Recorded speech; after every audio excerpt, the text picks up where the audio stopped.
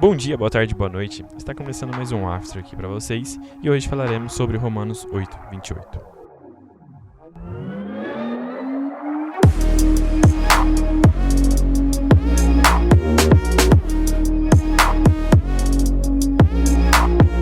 Sabemos que todas as coisas cooperam para o bem daqueles que amam a Deus, daqueles que são chamados segundo o seu propósito. Hoje estamos aqui na presença de pessoas que já passaram aqui pelo After e estão aqui novamente para explicar e nos mostrar sobre Romanos 8:28. Hoje estamos aqui na presença da Emily. Olá. Estamos na presença também da Nayara. Oi, gente. E também do Edu. Oi. Então vamos lá, galera. Então vamos estar abrindo aqui a conversa e vamos dissertar sobre Romanos 8:28. Então, gente, acho que antes da gente falar sobre o versículo especificamente, seria legal a gente falar um pouco sobre a carta de Romanos. O que se tratava ali a carta de Romanos? A carta de Romanos foi uma das cartas, se não uma das mais importantes das cartas de Paulo, onde ele fala nos primeiros versículos ali sobre a importância de nós reconhecermos o quão pecaminosos nós somos, de que nós temos essa raiz pecaminosa e de que nós precisamos do Evangelho, que a solução para esse pecado, a solução para essa raiz que nós temos é o Evangelho, está em Cristo Jesus. E aí que entra no capítulo 8, ele vai trazer esse refresco, falar um pouco mais sobre esse refresco espiritual daqueles que estão vivendo segundo o propósito do Senhor, aqueles que têm buscado e ansiado por isso. Lá em uma coisa interessante que eu estava pesquisando aqui, que eu li, que sobre uma fala de Lutero, algo que Lutero expressou também num prefácio dele. Ele diz assim, essa epístola é sem dúvida o escrito mais importante do Novo Testamento e o mais puro evangelho, digno e merecedor de que o cristão não só o reconheça de cor, palavra por palavra, mas também com ele se ocupe diariamente, na qualidade de pão diário para a alma, pois ele jamais poderá ser lido ou contemplado em demasia, e quanto mais se lida com ele, tanto mais agradável fica. Então, assim, a importância da carta de Romanos, né? Então, acho que antes da gente entrar no versículo em si, era legal a gente ter essa introdução sobre o livro. A carta de Romanos, ela nos mostra onde nós estávamos, né? O processo que ele tem para nós, o que é a vida de Cristo, que o propósito de Deus para nós e o alvo e o fim de tudo isso, né? E ele nos ensina a realmente viver aquilo que Cristo veio nos trazer, que é a vida e a vida dele para nós, né? É interessante a gente ler o versículo 26, né? Que diz assim: da mesma maneira também o Espírito nos ajuda em nossa fraqueza, porque não sabemos orar como convém, mas o próprio Espírito intercede por nós com gemidos inexprimíveis. E aquele que sonda os corações sabe qual é a mente do Espírito, porque intercede pelos santos de acordo com a vontade de Deus. Ou seja, a gente nem orar sabíamos, né? Sem o Espírito Santo. Então, isso que Cristo veio nos fornecer. Ele veio nos fornecer um consolador, um ajudador, né? Alguém que estaria conosco, caminhando conosco para nos ensinar aquilo que o Espírito de Deus tem para nós, aquilo que o Espírito do próprio Pai tem para nos fornecer, para nos oferecer, né? E o interessante sobre Romanos 8:28 é que nós não podemos parar, né?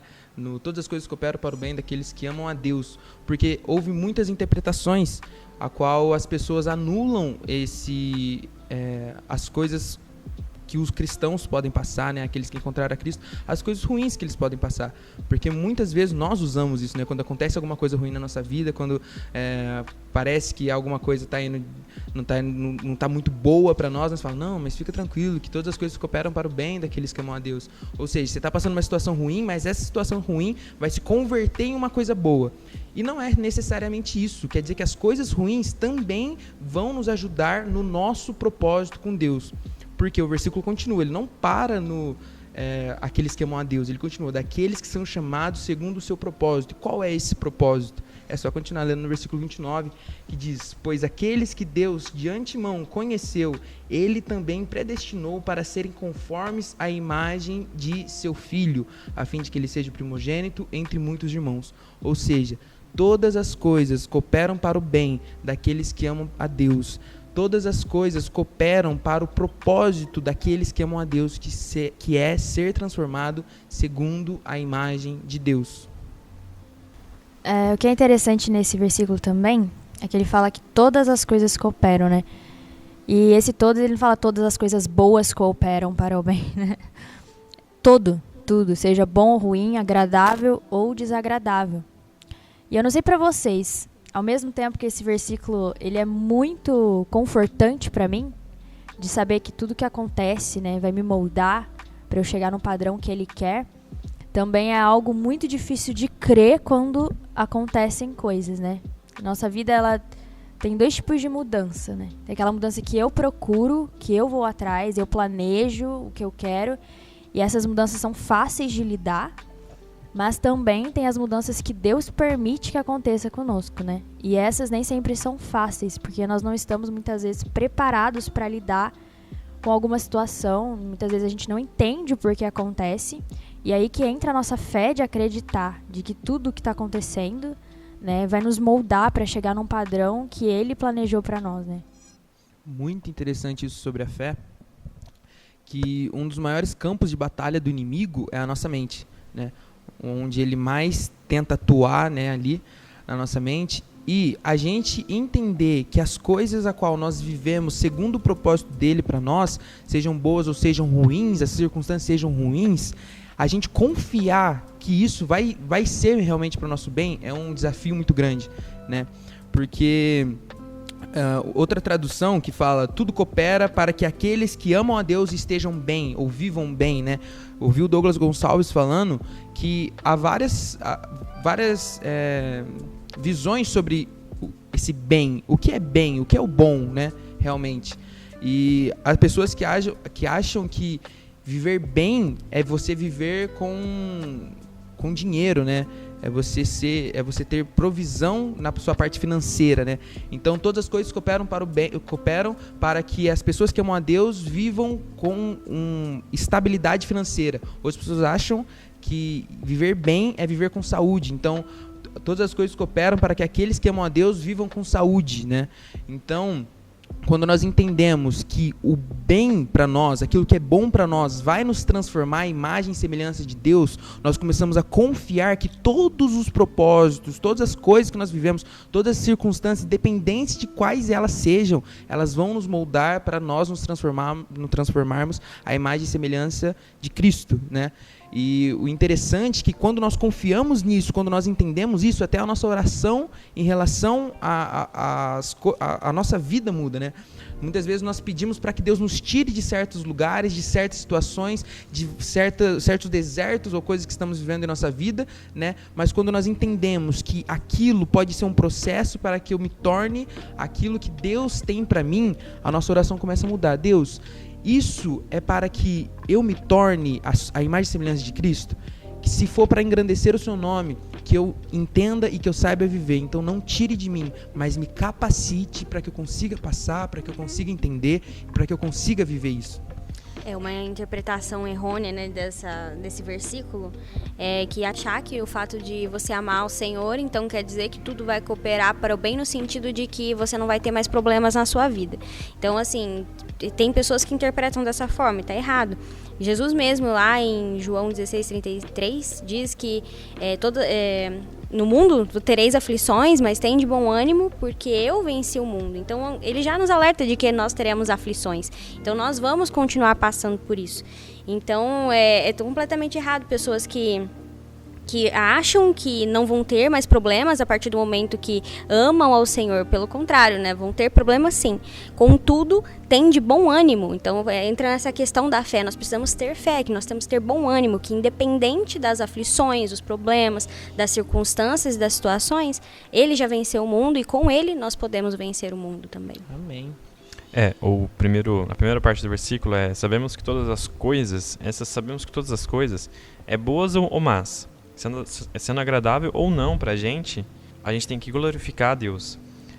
Tudo que encontramos na vida ou que a gente passa são maneiras de Deus tratar a gente ali naquilo que está acontecendo na nossa vida. Às vezes, como a Emily falou mesmo, a gente às vezes não entende por que a gente está passando por aquilo, mas Deus quer tratar você naquilo para lá na frente Ele usar naquilo que você foi tratado hoje. Então, ele fala, sabemos que todas as coisas, boas ou más, sendo agradáveis ou não, a gente tem que glorificar a Deus. Na carta de Paulo aos Efésios, ele sempre termina os tópicos dizendo em louvor da sua glória, em louvor a glória de Deus, a sua graça, né? É nós entendermos também que as coisas que acontecem na nossa vida, muitas vezes são para engrandecer e louvar o nome dele, né? Tal momento que nós estamos passando pode ter um fim, e tem um fim, de glorificar a Deus, né? Se nós entendermos isso, nós vamos entender que os momentos que nós estamos passando, no fim, glorificará o nome dele. E se nós formos mais fundo nisso, o propósito daqueles que amam a Deus é serem transformados à imagem e semelhança de Cristo. E qual era o propósito de Cristo? Manifestar a presença e mostrar e ser a imagem do Deus invisível, ou seja, também glorificar o nome de Deus. Quando nós somos transformados à imagem de Cristo, Cristo glorificava a Deus em tudo. Nós começaremos a glorificar a Deus em todos os atos, em todas as coisas que nós fazemos.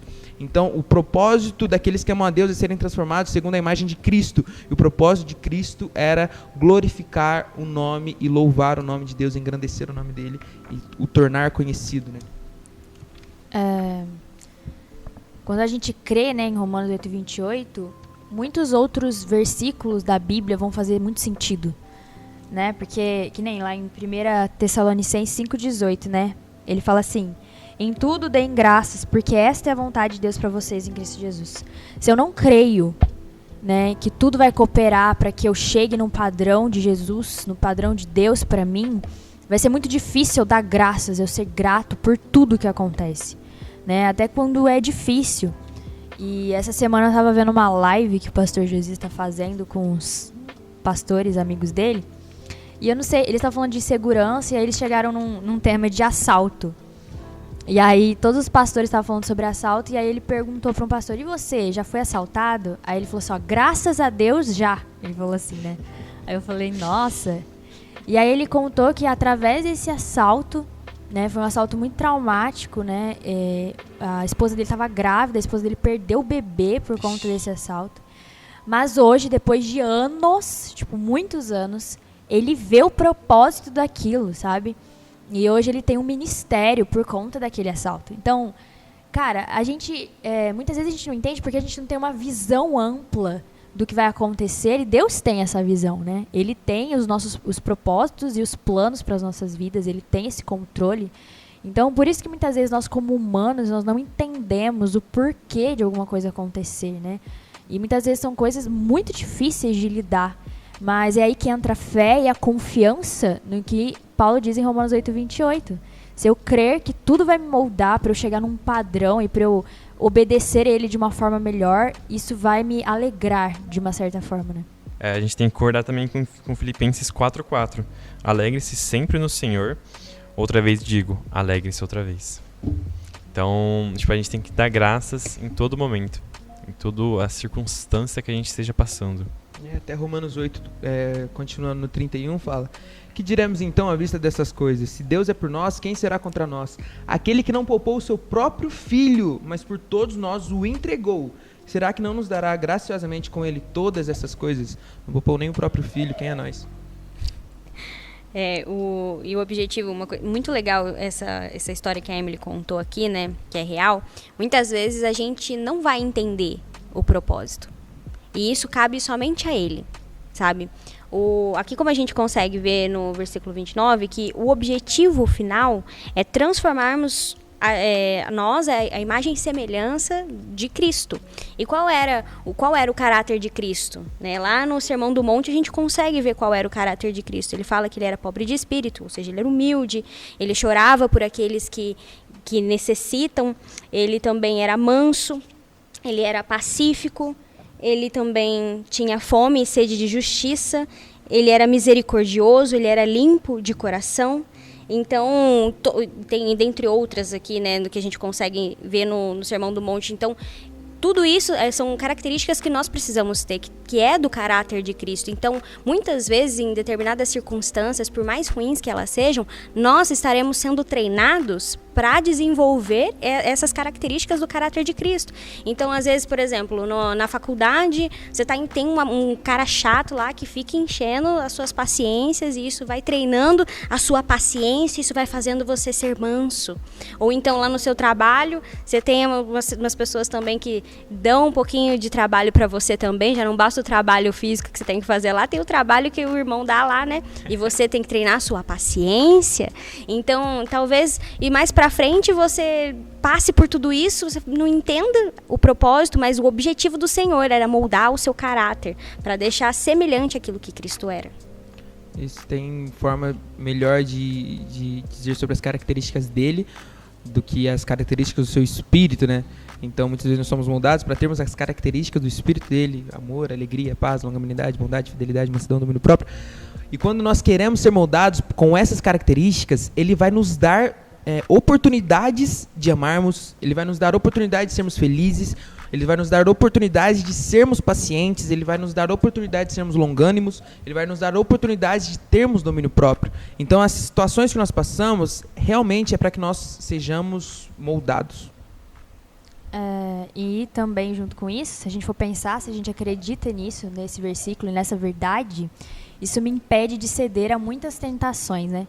Porque quando a gente não entende algo e a gente não crê, né, que há um propósito naquilo, é muito fácil a gente questionar aquilo, é muito fácil a gente reclamar disso, né, ter rancor, ter ódio, né, questionar a Deus, se afastar de Deus.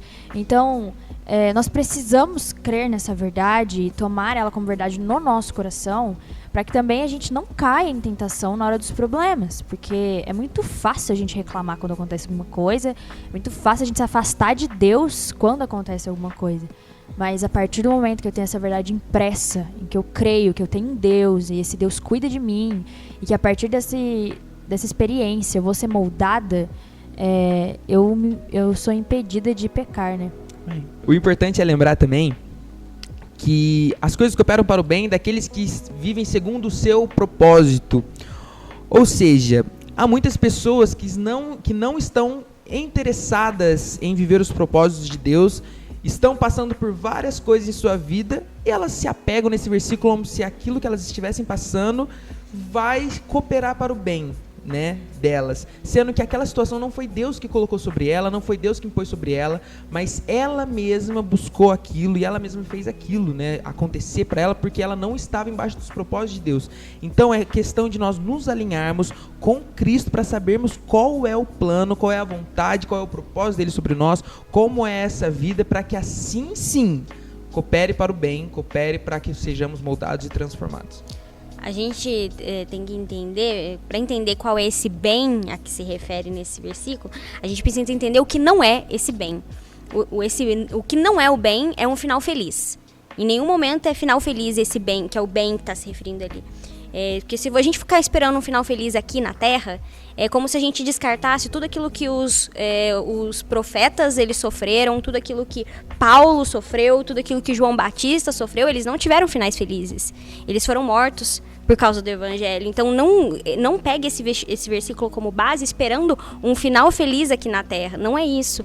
Então toda vez que você lê e interpretar, então a partir do momento que eu amar a Deus, então todas as coisas vão cooperar para o bem, e o bem é um final feliz aqui, que eu vou ser feliz para sempre, tá errado. Não é isso. O bem ele deve ser entendido como uma conformidade nossa com Jesus Cristo. É uma coisa que o Edu falou no começo, que o Douglas Gonçalves falou, ele meio que refaz o versículo, né? Tipo, tudo coopera para aqueles que amam a Deus, se pareçam cada dia mais com Jesus. Então, cada dia mais, o bem que Deus quer pra gente, que é pra gente se parecer com Ele. As provações que acontecem nas nossas vidas não são impostas por Deus. Ele permite que aconteça aquilo com a gente, para que lá na frente Ele usa naquilo que a gente foi tratado para ser usado na frente. Então a gente vai se parecer cada vez mais com Jesus, né? Se você passar por essa provação que você está tendo e conseguir, né, passar por ela, e você, pelo que você foi tratado, está enraizado, fixado na sua vida, né? Deus vai usar isso lá na frente. é uma coisa que eu aprendi, que é que se você está passando por uma provação, isso só é o começo. Lá na frente vai vir vamos colocar assim, uma pior, né? Então Deus não quer que você chegue lá na frente que você perca, entre aspas, essa batalha. Ele quer que você vença. Então ele vai tratar você agora, ele vai permitir que aconteça isso agora, porque é pequeno, para chegar lá na frente você vencer, que você não conseguiria vencer se fosse hoje. E a Bíblia está recheada de exemplos de pessoas que passaram por coisas assim, né? Dá pra gente citar inúmeras pessoas que viveram isso. Mas tem um que é muito marcante, a vida de Jó, né? Jó era um homem muito bem-sucedido, rico, a família era perfeita, o relacionamento perfeito com Deus e tudo mais, né? E aí acontece tantas coisas com Jó, e depois de tantas coisas, Jó ainda fala, né? Antes eu conhecia Deus de ouvir, e hoje meus olhos veem. Então, talvez quando Jó estivesse passando todos aqueles problemas, né? Eu imagino tudo muito como um quebra-cabeça, sabe? Às vezes a gente tá vivendo a peça, a peça é feia, não faz sentido, porque ela tá aqui, não sei, né? E eu acredito que, às vezes, pela cabeça de Jó, ele também não tava entendendo o porquê daquilo.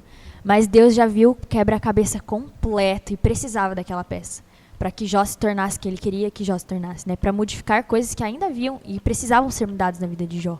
Então, na nossa vida é do mesmo jeito, né?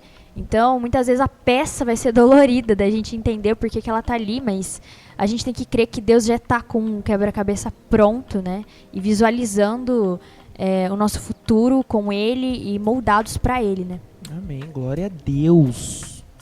Além da gente entender do que se refere esse bem, né, que era o que nós estávamos conversando aqui até agora, é importante a gente deixar claro também que o bem, ele ali nessa frase, ele está colocado como uma condição. Ele não é para todos. Ele está falando ali que são para aqueles que amam a Deus e que vivem segundo o seu propósito. Então, precisa amar a Deus para isso, precisa viver segundo o propósito dele para isso. Então, como você sabe se você ama a Deus? Qual que é a maior prova do seu amor por Deus? É a obediência, é viver segundo a palavra dele, é estar firmado na palavra do Senhor. Então, a obediência é a maior prova de amor que você dá. Então, se você não obedece ao Senhor, então você não o ama. Então, isso é algo que precisa ser avaliado, sabe, nas nossas vidas. Qual é o nível de obediência que você tem tido ao Senhor? E se nós queremos ser moldados segundo a imagem de Cristo, João 8,34 diz que a minha comida consiste em fazer a vontade daquele que me enviou a realizar a sua obra. Ou seja, obediência à vontade de Deus. Nós seremos moldados à imagem de Cristo. E Cristo fazia a vontade de Deus. A comida dele, ou seja, ele se alimentava da vontade de Deus, da vontade que Deus tinha sobre a obra que ele tinha para Cristo, o propósito que ele tinha.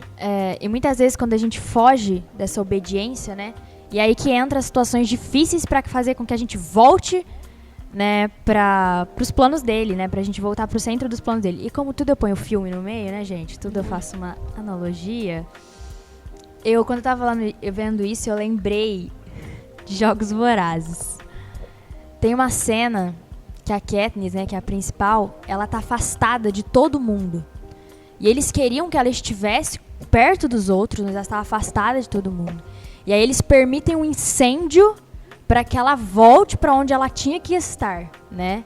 E ela sai correndo que nem uma louca, foge, né? Então, assim, talvez seja difícil um incêndio nas nossas vidas, mas ele é necessário para que os nossos planos sejam alinhados com o de Deus, porque muitas vezes é muito fácil da gente se desviar daquilo que Deus quer pela falta de obediência, né? Porque nós não nos alimentamos da vontade do Pai.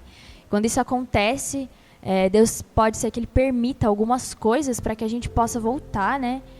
A olhar fixamente para Ele e colocar a nossa vida no centro da vontade dEle. Enquanto eu estava lendo sobre esse versículo, eu pensei nessa questão aí da obediência, né? Que é o que a gente está falando aqui agora. Eu me lembrei muito de uma música que só aqueles crentes raízes, né, vão lembrar dessa música, né? Eu vou falar assim, sem ser no jeito que canta, né? Mas é só: obedecer é mais que importante, é prova de amor. Com a minha vida Com alegria. Com alegria vou obedecer ao Senhor. Senhor. Então, obedecer é mais do que importante, realmente. É uma prova do seu amor por Deus, né? Amém. Sim, em Tiago 1, meus irmãos, sintam-se felizes quando passarem por todo tipo de aflições. Como assim ficar feliz quando a gente passa por uma aprovação? Como assim? Pois vocês sabem que quando a sua fé vence essas provações, ela produz perseverança. Ela produz frutos na sua vida. E como eu falei um pouco atrás, isso vai ser usado a seu favor lá na frente. Então, não importa no que você esteja passando, não importa qual que seja, mas sejam alegres. É difícil, né? A gente falando aqui parece super fácil, né? Tipo, vamos alegrar. A gente tá passando por uma aprovação, um amigo chato tá enchendo o nosso saco, tal. Vamos ficar felizes com isso. A nossa carne não quer isso. Mas a gente tem que alegrar e dar graças a Deus porque isso está acontecendo na nossa vida. Nós temos que entender que é o processo, né? Acho que muitas pessoas já fizeram aquela experiência na escola. Pega uma água que tá suja, aí você vai numa garrafinha, coloca dentro dessa garrafinha pedra, areia, um monte de coisa lá e joga a água dentro dessa garrafinha. Quando a água sai pelo outro lado, ela sai purificada, né? Ela sai limpa, mais limpa do que ela estava antes. É entendermos que o processo, independente de como esteja, independente daquilo que esteja passando, daquilo que esteja dentro da garrafinha, né? Se é bom, se é ruim, se é sujo, se é legal, tem um propósito no final. Tem um propósito que vai fazer você se transformar naquilo que você é, naquilo que ele te fez e naquilo que ele tem pra você. Pegando um pouquinho do que o Luiz falou, que está lá em Romanos 5, a partir do versículo 1, diz assim, justificados, pois, mediante a fé, temos paz com Deus por meio do nosso Senhor Jesus Cristo, por intermédio de quem obtivemos também acesso pela fé, a esta graça na qual estamos firmes e nos gloriamos na esperança da glória de Deus. E não somente isso, mas também nos gloriamos nas tribulações, sabendo que a tribulação produz perseverança, e a perseverança, experiência, e a experiência, esperança. Ora, a esperança não nos deixa decepcionados, porque o amor de Deus é derramado em nosso coração pelo Espírito Santo que nos foi dado. Vixe. Eu quero ler um versículo, alguns versículos, na verdade, do nosso queridíssimo Paulo. 2 Coríntios 12, a partir do 7. E para que eu não ficasse orgulhoso com a grandeza das revelações, foi-me posto um espinho na carne, mensageiro de Satanás, para me esbofetear, a fim de que eu não me exalte. 3 vezes pedi ao Senhor que o afastasse de mim. Então ele me disse, a minha graça é o que basta para você, porque o poder se aperfeiçoa na fraqueza. De boa vontade, pois, mais me gloriarei nas fraquezas, para que sobre mim repouse o poder de Cristo. Por isso, sinto prazer nas fraquezas, nos insultos, nas privações, nas perseguições, nas angústias, por amor de Cristo, porque quando sou fraco, então é que sou forte. Acho que nem precisa falar nada. O que é isso? Deixa eu falar uma coisa. O Edu falou sobre processo, e eu lembrei de uma pregação hoje à tarde que eu tinha... Faz muito tempo que eu tinha visto ela, e falava sobre processo, né? E aí o pastor falava assim que... Ele falou assim, né? Que Deus criou as lagartas, né? Mas ele criou as lagartas, ele pôs elas na terra, não para elas ficarem como lagartas. Ele colocou as lagartas na terra com o propósito de sofrerem uma metamorfose. Do mesmo jeito, nós fomos criados, colocados nessa terra, mas também com o propósito de sofrermos mudanças e metamorfoses para chegarmos aonde Ele quer que nós cheguemos, né? E aí ele fala assim, toda lagarta tem o direito de virar borboleta, mas todas viram? Não, né? Tem umas que vão morrer no meio do caminho, né? Então nós temos a oportunidade. Nós temos o direito, né, de virarmos borboletas, de sofrer uma metamorfose. Mas muitas vezes nós interrompemos por não entender que é um processo, né? Nós muitas vezes oramos pedindo um milagre, mas não é um milagre que Deus quer fazer. Ele quer que a gente viva o processo, né? E não nos dar um milagre. Então a gente ora errado, muitas vezes, pedindo por algo que Deus não vai fazer, né? Nós precisamos passar por aquilo.